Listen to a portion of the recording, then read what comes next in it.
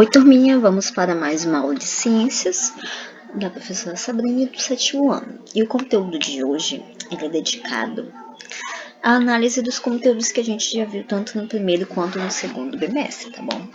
Então vamos falar um pouquinho sobre as alterações climáticas que vão acarretar inúmeras consequências, e uma delas principalmente é a falta d'água.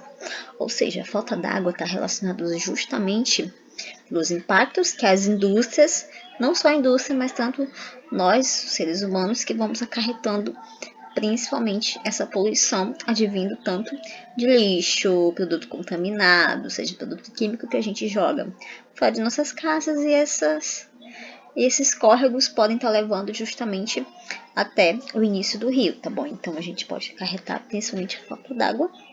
A gente também pode acarretar, por conta dessa alteração climática, tanto invernos mais longos quanto verões mais longos também, ou seja, o que era quente ficaria um pouco mais quente e o que ficaria um pouco mais frio também teria a tendência de ser mais frio. Então isso modificaria principalmente o terreno, ou seja, o ambiente. O Brasil, principalmente, ele tem inúmeros biomas, tá bom? E nós temos um bioma importantíssimo, que é o bioma amazônico.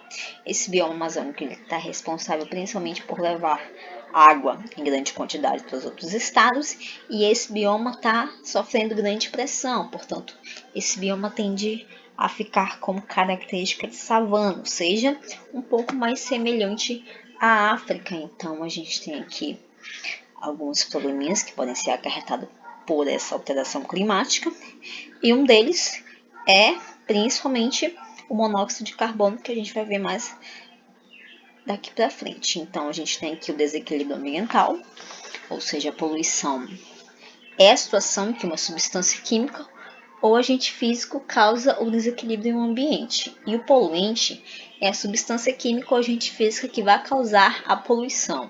Ou seja, a gente tem um exemplo, o monóxido de carbono. O monóxido de carbono ele é o poluente, porque ele é o agente que vai estar causando o quê? A poluição. Então, a gente tem poluição atmosférica, que é a poluição do ar. A gente tem poluição hídrica, que é a poluição de veiculação, principalmente pela poluição da água. A gente tem a poluição térmica, a gente tem a poluição sonora e também nós temos a poluição visual.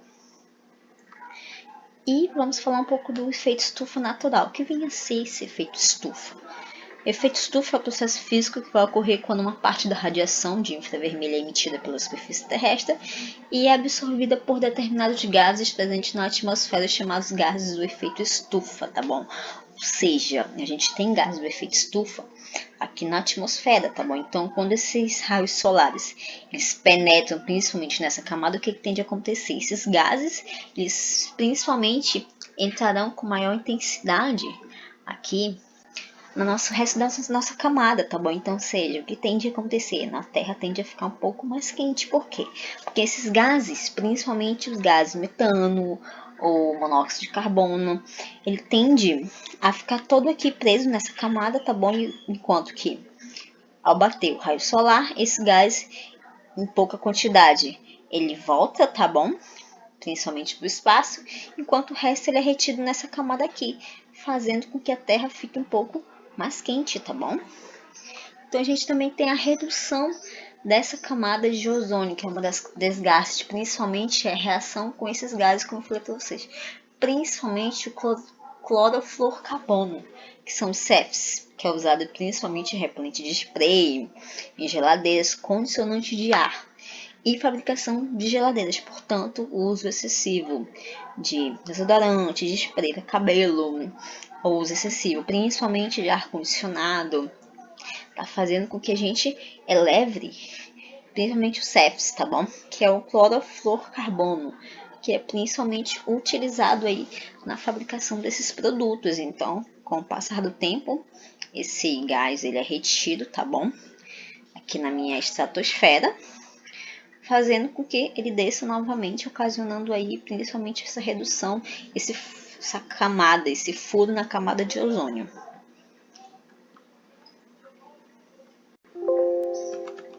Falar um pouquinho aqui sobre alguns processos, tá bom? Que é a inversão térmica.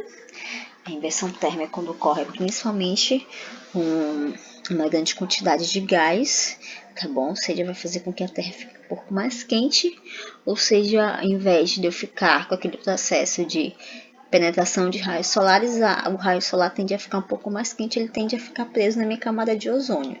Nós temos também a chuva ácida. A chuva ácida, ela tende a ser principalmente aquela chuva onde tem a maior concentração de produtos químicos presentes na minha atmosfera, e esses produtos químicos tendem a se juntar com as moléculas de água. Então, quando for formar aquela precipitação, os dois tendem a cair, prejudicando principalmente as estruturas, tá bom?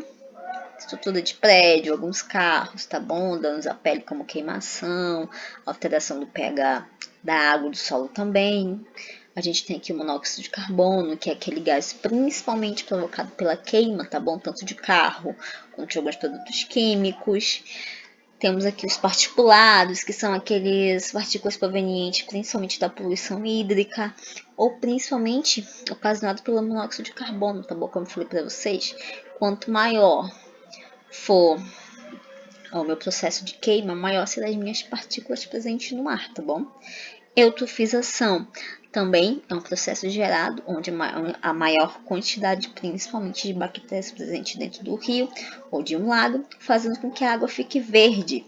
Se a água está verde, consequentemente eu tenho um grande índice de bactérias, ou seja, vai fazer com que ocorra principalmente a falta de oxigênio. Então, o que vai estar acontecendo com a fauna? A fauna fica sem oxigênio, portanto, se eu tenho uma área onde tem maior concentração de produtos orgânicos, a água tende a ficar um pouco mais verde porque é a maior proliferação de algas, tá bom? Poluição industrial, como eu falei para vocês, aquela poluição onde é a maior concentração tanto de produtos que são despejados nos rios quanto no ar. Temos também o agrotóxico. O agrotóxico, ele é aquele produto onde tende a eliminar pragas agrícolas, mas em excesso ele prejudica tanto o solo quanto quem está manipulando.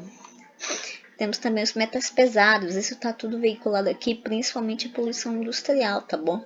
Mais ainda com a questão do minério, ou seja, as mineradoras tendem a estar eliminando principalmente metais pesados dentro de rios ou lagos. A questão do lixo. O lixo já é um problema antigo, tá bom? Então a gente bem sabe que o lixo vem causando também, principalmente, a destruição do meu solo ou do meu subsolo, tá bom? Então isso pode veicular principalmente doenças, principalmente vírus, bactérias. Temos aqui a questão do desmatamento. Quanto menor for a minha quantidade de área verde, maior será a minha área que estará um pouco mais quente. E isso tudo vai acarretar o quê?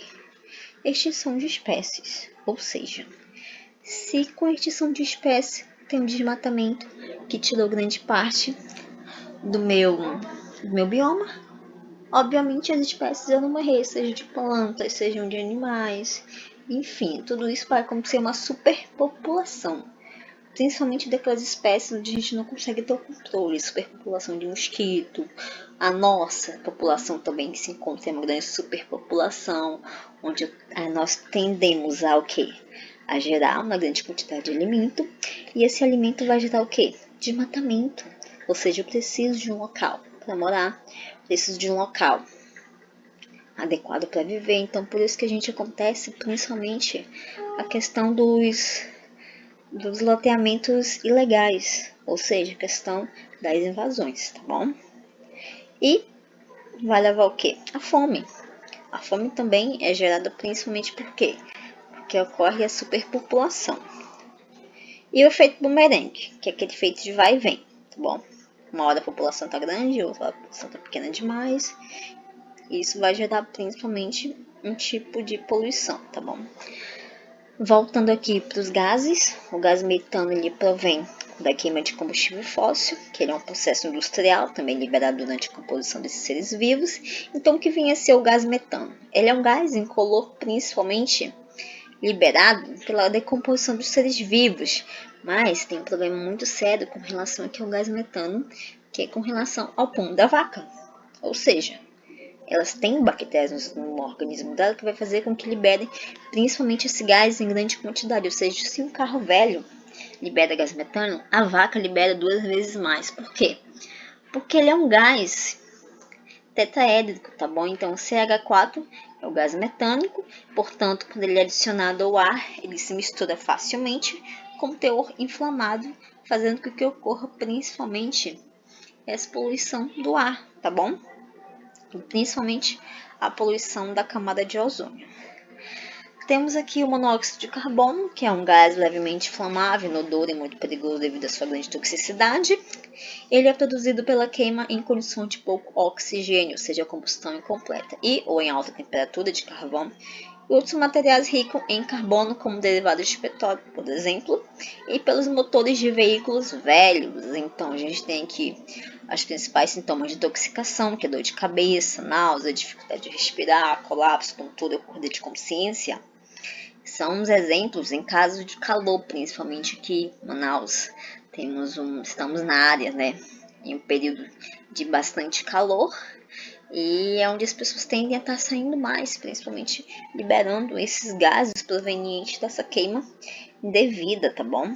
Então, se passou um carro jogando esse monóxido de carbono e eu senti dor de cabeça, náusea, já é um sinal de que eu estou intoxicado, tá bom? Pelo monóxido de carbono.